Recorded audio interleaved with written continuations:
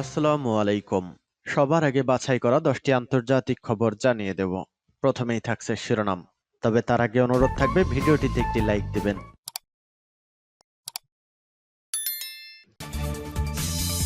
জানিয়ে দিব হাতে থাকা সর্বশেষ আপডেট আন্তর্জাতিক সংবাদ। প্রথমেই সংবাদ শিরোনাম। ট্রাম্পের গাজা পরিকল্পনা প্রত্যাখ্যান করে যে হুঁশিয়ারি দিলেন সিরিয়ার প্রেসিডেন্ট। এরপর জানিয়ে দিব ইউরোপে বড় যুদ্ধের শঙ্কা, প্রস্তুত হচ্ছে রাশিয়া। এদিকে পাকিস্তানের যুদ্ধের হুঁশিয়ারির পর প্রতিরক্ষা সক্ষমতা বাড়াচ্ছে ভারত। এরপর জানিয়ে দিব সীমান্তে আইইডি বিস্ফোরণে উড়ে গেল ভারতীয় 2 সেনা। আরও জানিয়ে দিব নাগরিকত্ব বিক্রি করে ঘুরে দাঁড়িয়েছে যে দেশ। সর্বশেষ জানিয়ে দিব রুশ ড্রোনে পশ্চিমা উপকরণ পাচারে জড়িত চীন, বলছে এস্তোনিয়া। এতক্ষণ শুনছিলেন সংবাদ শিরোনাম, এবারে বিস্তারিত। তবে অনুরোধ থাকবে ভিডিওটিতে একটি লাইক করবেন এবং কমেন্ট করে জানিয়ে দিবেন কোন জেলা থেকে আপনি আমাদের এই ভিডিওটি দেখছেন।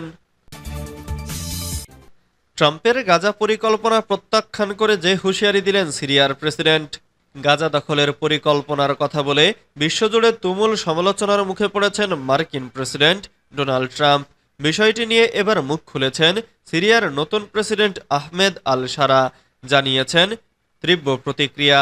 গাজা থেকে ফিলিস্তিনিদের অন্যত্র পুনর্বাসন এবং উপত্যকার নিয়ন্ত্রণ নিতে ট্রাম্পের পরিকল্পনা একটি গুরুতর অপরাধ, যা শেষ পর্যন্ত ব্যর্থ হবে বলে মনে করেন সিরিয়ার প্রেসিডেন্ট। সম্প্রতি দ্য রেস্ট ইজ পলিটিক্স কে দেয়া এক সাক্ষাৎকারে একথা বলেন আহমেদ আল সারা। যুদ্ধবিধ্বস্ত গাজার বাসিন্দাদের অন্য কোথাও স্থানান্তরিত করার পর যুক্তরাষ্ট্র উপত্যকাটির নিয়ন্ত্রণ নেবে এবং সেখানে অর্থনৈতিক উন্নয়ন ঘটানো হবে বলে গত সপ্তাহে ঘোষণা দেন ডোনাল্ড ট্রাম্প। তিনি আরও বলেন তার প্রস্তাবের আওতায় ফিলিস্তিনিদের আবার গাজায় ফেরার অধিকার থাকবে না। তবে দ্য রেস্ট ইজ পলিটিক্সকে আল সারা বলেছেন ট্রাম্পের প্রস্তাব সফল হবে না। সিরিয়ার প্রেসিডেন্ট বলেন, আমি বিশ্বাস করি কোনো শক্তি ফিলিস্তিনিদের নিজ ভূখণ্ড থেকে সরাতে পারবে না। অনেকে তা করার চেষ্টা করেছে এবং তারা সবাই ব্যর্থ হয়েছে। বিশেষ করে গত 1.5 বছর ধরে গাজায় যুদ্ধের সময় এই চেষ্টা করা হলেও তা ব্যর্থ হয়েছে। ইউরোপে বড় যুদ্ধের শঙ্কা, প্রস্তুত হচ্ছে রাশিয়া। আগামী 5 বছরের মধ্যে ইউরোপ ও রাশিয়া সামরিক সংঘাতে জড়াতে পারে বলে সতর্ক করেছে ডেনমার্কের প্রতিরক্ষা গোয়েন্দা সংস্থা। এক প্রতিবেদনে বলা হয়, ইউক্রেন যুদ্ধে যুক্তরাষ্ট্র যদি রাশিয়াকে সমর্থন না দেয় এবং ন্যাটোর মধ্যে বিভাজন দেখা দেয়, তাহলে ইউরোপে বড় ধরনের যুদ্ধ বাঁধতে পারে। মস্কো এরই মধ্যে নিজেদের সক্ষমতা বাড়াতে কাজ করেছে বলেও প্রতিবেদনে তুলে ধরা হয়। 2022 সালের ফেব্রুয়ারিতে ইউক্রেন যুদ্ধ ঘিরে ইউরোপের সঙ্গে রাশিয়ার সম্পর্কে অবনতি ঘটতে শুরু করে। পাল্টাপাল্টি নিষেধাজ্ঞা আরোপের মধ্য দিয়ে চরম বৈরিতায় রূপ নেয়।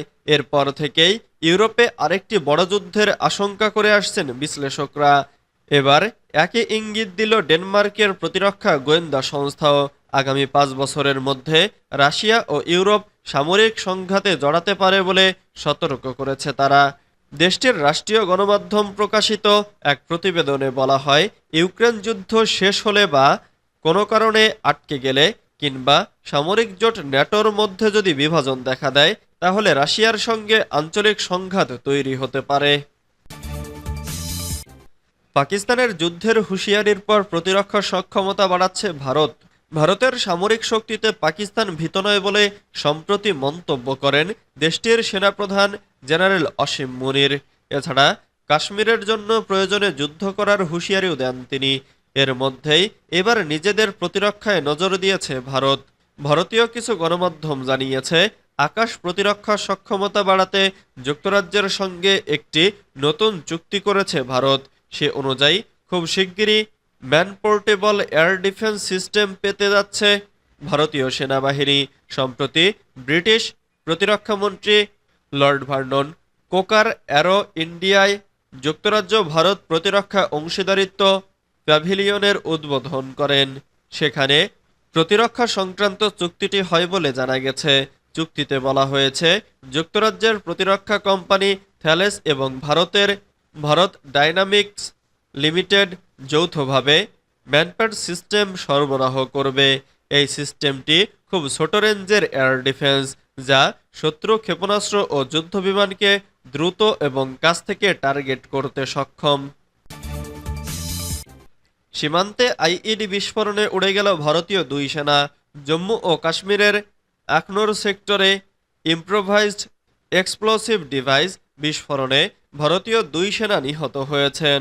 মঙ্গলবার 11 ফেব্রুয়ারি এ ঘটনা ঘটে বলে জানিয়েছে ভারতের সেনাবাহিনী। এক্সে দেয়া এক পোস্টে ভারতীয় সেনাবাহিনীর হোয়াইট নাইট কার্স হতাহতের বিষয়টি নিশ্চিত করেছে খবর এনডিটিভির। দেশটির সেনাবাহিনী বলেছে, হোয়াইট নাইট কর্পস স্যালুট এবং 2 বীর সেনার সর্বোচ্চ আত্মত্যাগের প্রতি শ্রদ্ধা জানায়। প্রতিবেদন মতে, সৈন্যরা লাইন অব কন্ট্রোল বরাবর সীমান্ত টহল দেওয়ার সময় আইইডি হামলা হয়। ভারতের সেনাবাহিনী বলছে, আমাদের সৈন্যরা এলাকায় আধিপত্য বিস্তার করছে এবং অনুসন্ধান অভিযান চলছে। এর আগে সোমবার রাজৌরি জেলায় নিয়ন্ত্রণ রেখা বরাবর বন্দুকধারীর গুলিতে গুরুতর আহত হন এক ভারতীয় সেনা। নাগরিকত্ব বিক্রি করে ঘুরে দাঁড়িয়েছে যে দেশ। 7 বছর আগে ডোমিনিকা নামের ছোট্ট দেশটির উপকূলে একটি ঘূর্ণিঝড় আঘাত হেনেছিল। এর ফলে তখন মুষলধারে বৃষ্টি হয় এবং মাত্র কয়েক ঘন্টার মধ্যে ছোট্ট ক্যারিবিয়ান দ্বীপের প্রায় সব বাড়িঘর ধ্বংস হয়ে যায়। ঘূর্ণিঝড়ের পর কার্যত বিদ্যুৎ বিচ্ছিন্ন হয়ে পড়ে ডোমিনিকা। কয়েক মাস পানি সরবরাহ ক্ষতিগ্রস্ত হওয়ার পাশাপাশি যোগাযোগ ব্যবস্থা পুরোপুরি পুনরুদ্ধার করতে 1 বছরেরও বেশি সময় লেগেছিল। ক্যারিবিয়ান অঞ্চলের 2 দ্বীপদেশ পুয়ের্তো রিকো এবং ত্রিনিদাদ অ্যান্ড টোবাগোর মোটামুটি মাঝখানে অবস্থিত দেশটি তার সৈকতের চেয়ে সবুজ পর্বতমালার জন্য বিখ্যাত। দেশের এমন সংকটাপন্ন অবস্থায় সরকার আয়ের এমন একটি উৎস সন্ধান করেছিল যা অল্প সময়ের মধ্যে এই দেশকে পুনর্নির্মাণ করতে সহায়তা করবে। এই আয়ের উৎস সন্ধানে ডোমিনিকা সরকার নাগরিকত্ব বিক্রির সিদ্ধান্ত নেয়।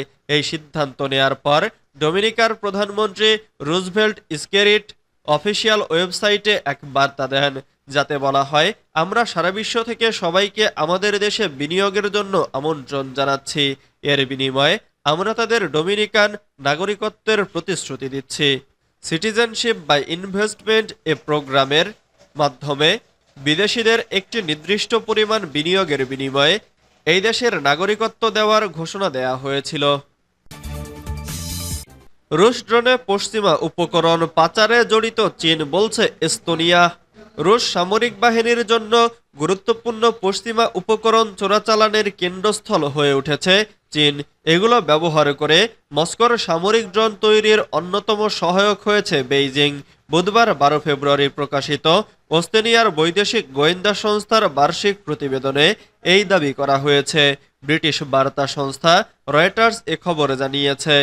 প্রতিবেদনে বলা হয়েছে, রুশ সামরিক বাহিনীর প্রায় 80% উপকরণ চীন থেকে এসেছে। এর আগে ইউক্রেনের প্রতিবেদনে দাবি করা হয়েছিল, যুদ্ধক্ষেত্র থেকে উদ্ধারকৃত রুশ সামরিক সরঞ্জাম যাচাই করে তারা নিশ্চিত হয়েছে যে অন্তত 60% উপকরণ চীন পাঠিয়েছে। এস্তোনিয়ার প্রতিবেদন অনুযায়ী রাশিয়ার জন্য উচ্চ প্রযুক্তি এবং দ্বৈত ব্যবহারযোগ্য উপকরণ আমদানির প্রাথমিক কেন্দ্র হচ্ছে চীন। তারা কৌশলে পশ্চিমা নিষেধাজ্ঞা এড়াতে ক্রেমলিনকে সহায়তা করছে।